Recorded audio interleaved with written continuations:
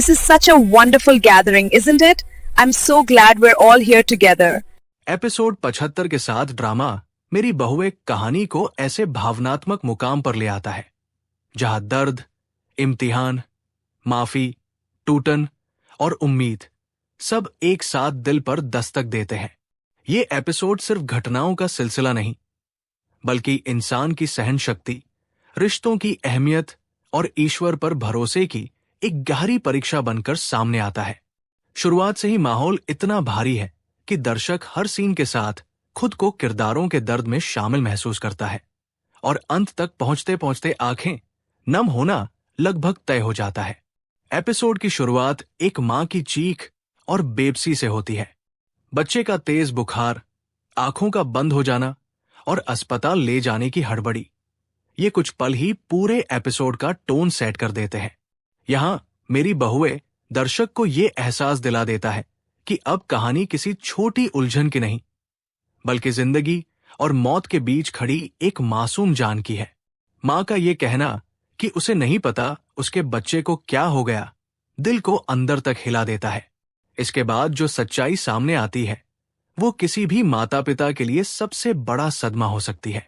डॉक्टरों की रिपोर्ट, पिता के सामने सच का खुलना कि अरहम के दिल में छेद है, ये लम्हा बेहद दर्दनाक है।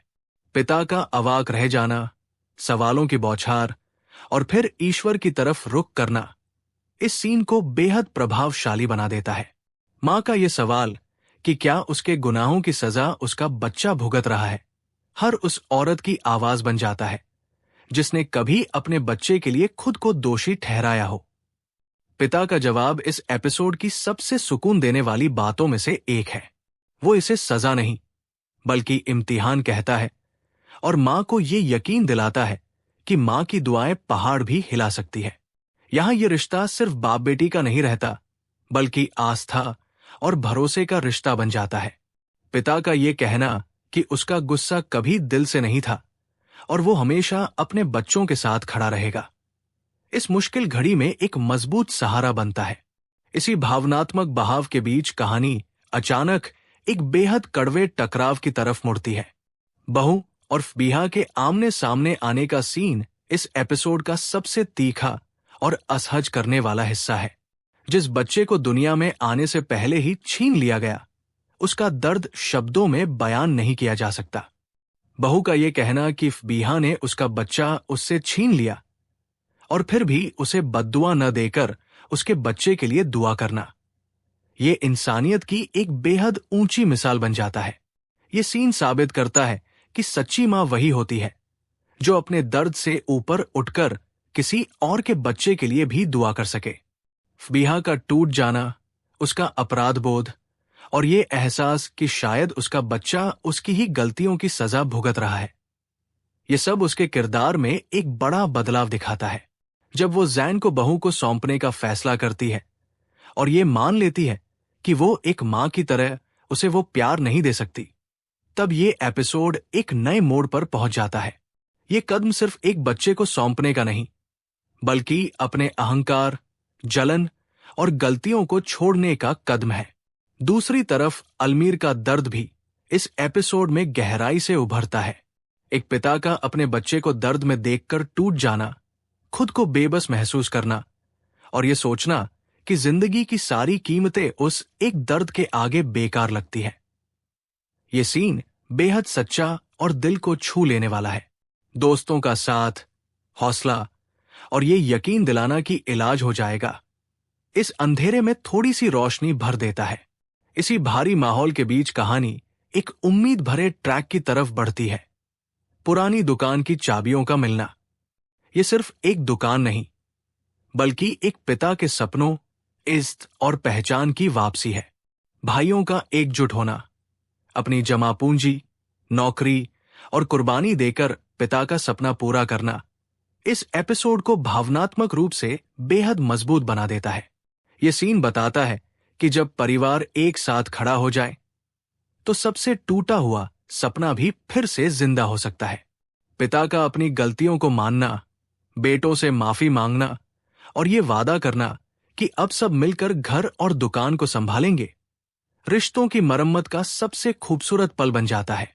ये सिर्फ आर्थिक सफलता की कहानी नहीं, बल्कि टूटे हुए रिश्तों को फिर से जोड़ने की कहानी है।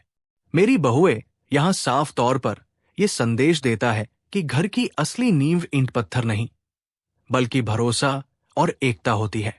बहुओं के लिए पिता की दुआ, घर में सुकून और प्यार की कामना, और ये इच्छा कि अब कोई लड़ाई या जलन न रहे, ये सब मिलकर एक नए बेहतर भविष्य की तस्वीर खींचता है। ये घर अब सिर्फ यादों का नहीं, बल्कि आने वाले कल का घर बनता दिखता है। एपिसोड का आखिरी हिस्सा फिर से माफी और बदलाव की तरफ लौटता है।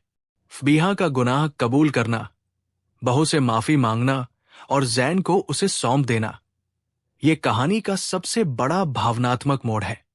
बहू का उसे माफ कर देना यह साबित करता है कि माफी कमजोरी नहीं, बल्कि सबसे बड़ी ताकत होती है। जैन का उसकी गोद में आना, मां की खुशी और ये एहसास कि ईश्वर ने उसे फिर से जीने की वजह दी है, ये सब दर्शक को भावनाओं के सैलाब में बहा ले जाता है। मां और बेटी की फोन पर बातचीत, शादी की तैयारियां, घर में लौटती खुशियां, ये सब इस बात का संकेत है कि लंबे अंधेरे के बाद अब सच में सवेरा हो रहा है।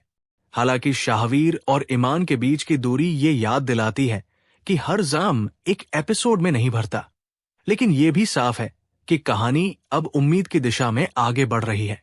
कुल मिलाकर मेरी बहुएं एपिसोड 75 एक बेहद भावनात्मक, गहरा और संतुलित एपिसोड है। इसमें दर्द भी है, इम्तिहान भी, लेकिन साथ ही माफी, बदलाव और नए आगाज की रोशनी भी है। बच्चे की बीमारी, मां की दुआ, परिवार की एकता, सपनों की वापसी और रिश्तों की मरम्मत, हर पहलू कहानी को और मजबूत बनाता है।